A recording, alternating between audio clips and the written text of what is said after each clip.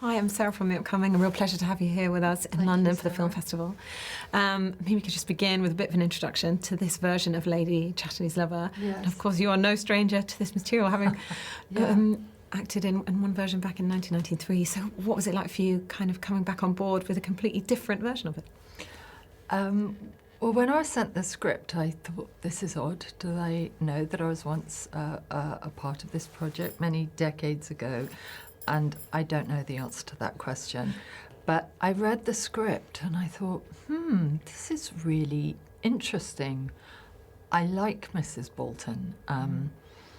And it was exactly what I was personally looking for, which was to play different characters, not to, you know, sometimes you get sort of stuck in a rut with I lost the power of speech, with casting.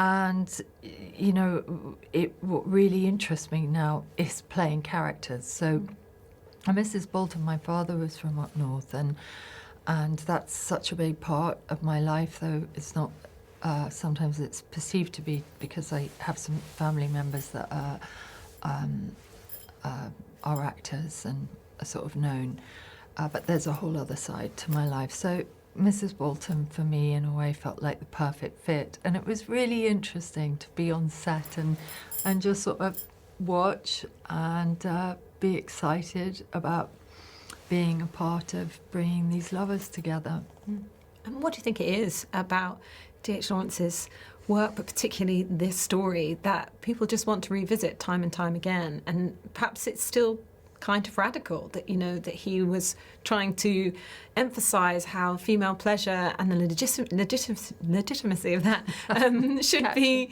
you know, accepted.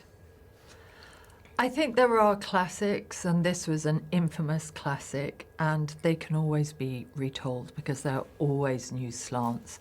And I think the power of this story is it's told in a very modern and accessible way.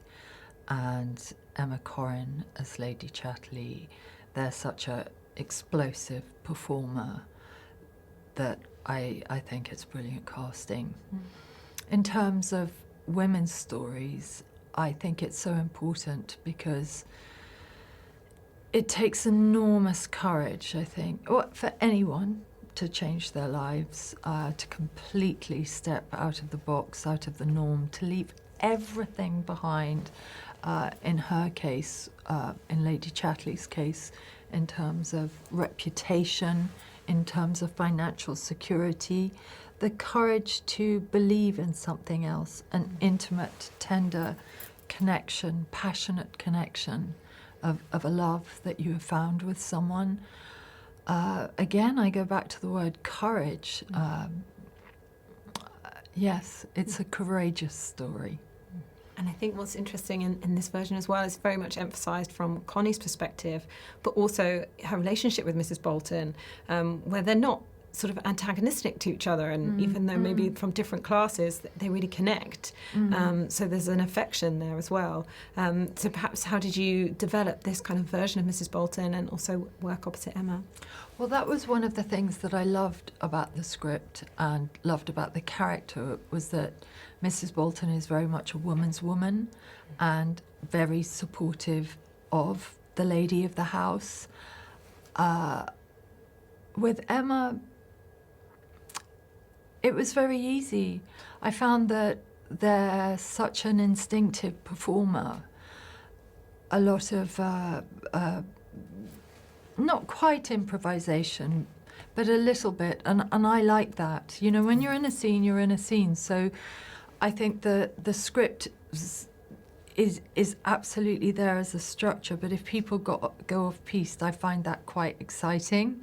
And often it's cut, but you know, the sort of master of that is Nick Cage, who I'd worked with just before lockdown, and he just goes off on wild tangents, and I mean, you know, things that are sort of nothing to do with the scene. So after you've experienced that, it's like, oh, isn't it wonderful to be in such a creative place where you just go with the flow.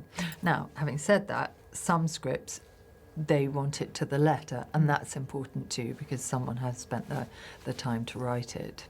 And of course, kind of the English countryside and the connection to nature seems like a character and, you know, an important theme in itself. So what was it like kind of, you know, being in the confines of that amazing, you know, kind of house and then seeing the contrast, to the scenes in nature, and how do you think that was so important to the telling of the story?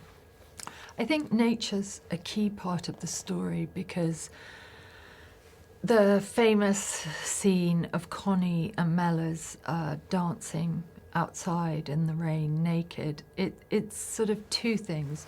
On the one hand, it reminds me of children, you know, when they're really happy and excited and they're just little wee things and they just go out and play, and it's just beautiful and liberating. And I feel with D.H. Lawrence's work, there's a great strain of, it's almost pagan, it's almost, you know, return to Mother Nature. That is a great source, and I think that's primarily why we see the lovers in that setting, as opposed to Rugby, which is confined. There are rules, it's to do with society. So it's a great contrast. I think I'm out of time, but thank you so much for sharing all that with me, and can't wait for everyone else to see Lady Chatterley's novel. Thank you. You're very kind. Thanks.